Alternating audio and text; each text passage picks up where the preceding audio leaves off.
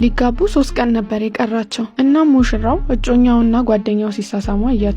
ተናዶ ነገር ለማበላሸት አልሞከረም። እንደውም ምንም ሳይናገር ዝም ብሎ ጥሏቸው ሄደ። የተፈጠረውን ነገር የመጋፈጥ አቅም አልነበረውም። ይቺ ሴት ልብ ውስጥ የነበራትን ጥሩ ቦታ አጣች።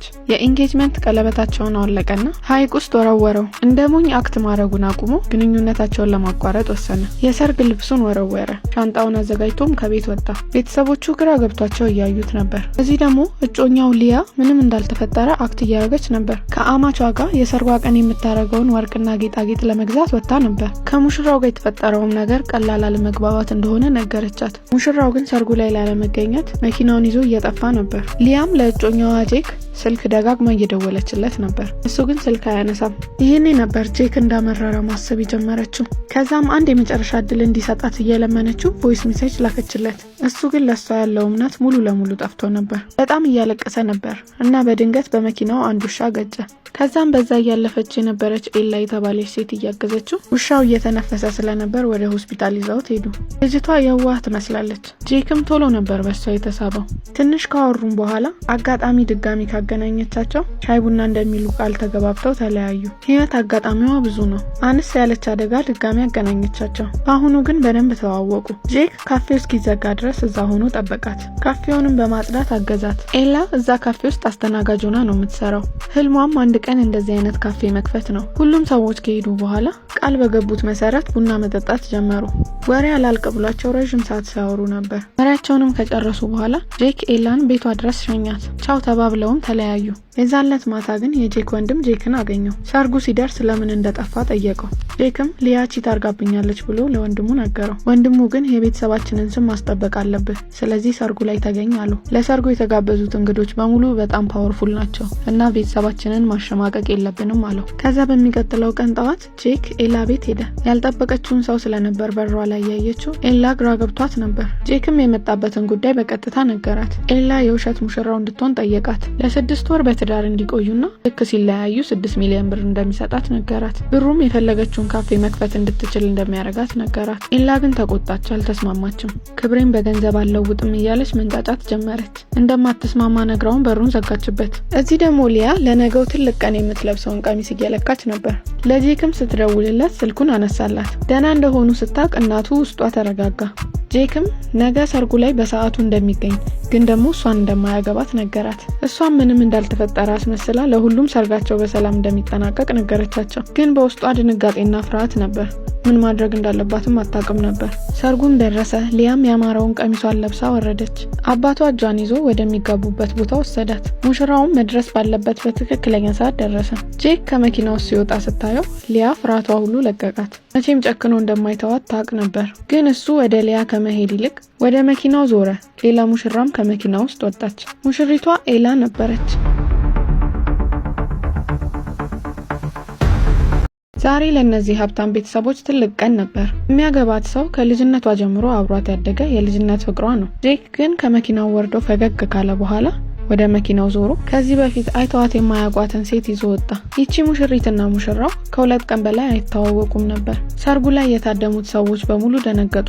ኤላን ሲያዩ ሁሉም የሚናገሩት ነገር ጠፍቷቸው ነበር። ከዚህ በፊት ከማታውቃት ሴት ጋር ልጇን ስታየው እናቲቷ በጣም ደነገጠች። በሷ አስተሳሰብ ሊያ ብቻ ነበረች ለልጇ የምትሆን ሴት። ሊያም እንደደረቀ ሰው ቀጥ ብላ ቆማ ነበር። ሰርጉ የሷ ነው፣ ግን ሙሽሪቷ እሷ አይደለችም። ቤተሰቦቿ የተዋረዱ ያህል ተሰማቸው። እናቱ ግን የጄክና የኤላን ሰርግ ተቃወመች። ጄክ ግን ምንም ግድ አልሰጠውም ነበር። ኤላን አገባታለሁ ብሎ ግግም አለ። የሙሽሪቷ አባትም መቀበል አቃተው። ሊያስቆማቸውም ሞከረ። በሁሉም ሰዎች ዘንድ የምትወደደው ውድ ልጁን ቢሳል እንደማያገኛት ነገረው። ጄክ ድጋሚ ምርጫውን እንዲመርጥም ነገረው። ጄክ ግን ወዲያው ዝም አስባለው። ሁሉም እንግዶች ፊት ሊያን እንደማያገባት ተናገረ። ሐሳቡንም ማንም እንደማያስቀይረው አስረግጦ ነገራቸው። ሊያም በዚህ መሃል ገብታ ኤላን መስደብ ጀመረች። ያለምንም መፍረት እዚህ እንዴት እንደመጣች፣ ኬት እንደመጣችና የሰው ሰርግ እየበተነች እንዳለች ነገረቻት። ከዚህ ቦታ እንድትሄድም ነገረቻት። በዚህ መሃል ጄክ ከሊያ ጋር መጣላት ጀመረ።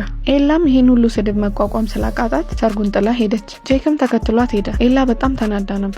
የውሸት ጋብቻውን የተስማማችው እሱን ለመርዳት ብላ እንጂ እንዲህ አይነት ብጥብጥ ውስጥ እንደምትገባ አላሰበችም ነበር።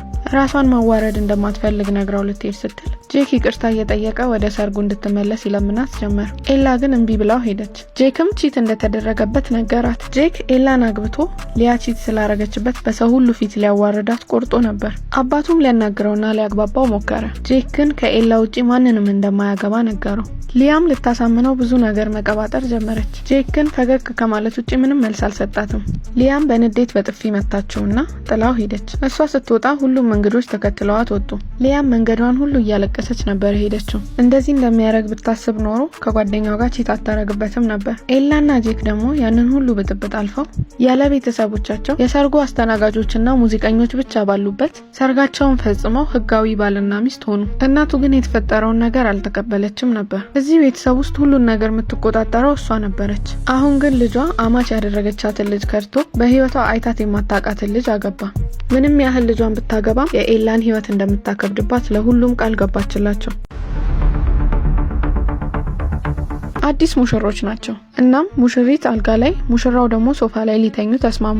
እዚህ ደግሞ ሊያ በትልቅ ሐዘን ውስጥ ነበረች። ከማልቀሷ ብዛት አይኗ አብጦ ነበር። የተፈጠረውን ነገር ልታምን አልቻለችም። ያቺ ልጅ ከሷ የተሻለ ምን ቢኖራት ነው ያገባት? እናቱም ሌሊቱ ሙሉ ቁጭ ብላ ነው ያደረችው። ልጇ ለምን እንደዚህ እንዳደረገ አልገባትም። በሚቀጥለው ቀን ጄክ ኤላን ቤት ይዟት መጣ። ኤላ የቤቱን ትልቀት አይታ ተገረመች። ጄክም አረጋግቷት ወደ ቤት ይዟት ገባ። ይጠብቁ ጀመር። ኤላን በስርዓት መታወራት አልመሰላቸውም ነበር። እሷ ግን ምንም አላደረገችም። እንደውም አማቿን በሰላም ተቀብላ ሰላም አለቻት። ግን ከውጭ የተቀበለቻት ትመስላለች እንጂ በፍጹም አላመነችባትም ነበር። ከጀርባዋ ስለ ኤላ የሚያጠና ሰውም ቀጠረች። ጄክም ኤላን ወደ ክፍሉ ወሰዳት። በመጨረሻም ያ ሁሉ ብጥብጥ አልፎ ሰላም ተሰማቸው። ከስንት ጊዜ በኋላ ለመጀመሪያ ጊዜ ፈገግ አሉ። ችግር ወደ እነሱ እየመጣ እንዳለ አላወቁም ነበር። እናቱ ነገሯን አላቆመችም ነበር። ኤላ ክፍል ገባች።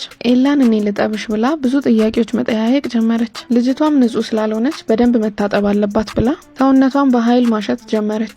የኤላን እጅ ጥብቅ አርጋ ይዛ ፍትክ አርጋ እያጠበች ታሳምማት ጀመር። ኤላ ግን ምንም ነገር አላወራ አለቻት። እናቱም ከኤላ ምንም የሚያስጠረጥር ነገር መስማት ስላልቻለች በንዴት ተነስታ ሄደች።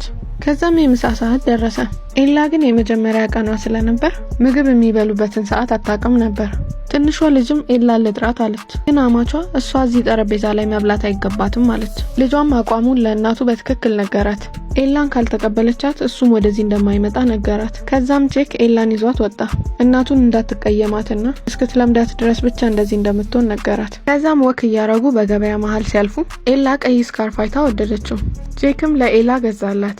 ስካርፉንም አርጎላት መሄድ ሲጀምሩ ሬስቶራንት ውስጥ የሊያን አባት አገኙት። አባትየውን በቁጣ መሳደብ ጀመረ። ጄክ ግን ዝም ብሎ የአባትየውን ቁጣ እየሰማ አልነበረው። መልስ ሲመልስላት አባትየው እንደ ንቀት ቆጥሮት በንዴት ተነሳ። ከዛም መጣላት ሲጀምሩ ኤላ ተነስታ ልታገላግላቸው መሀላቸው ገባች።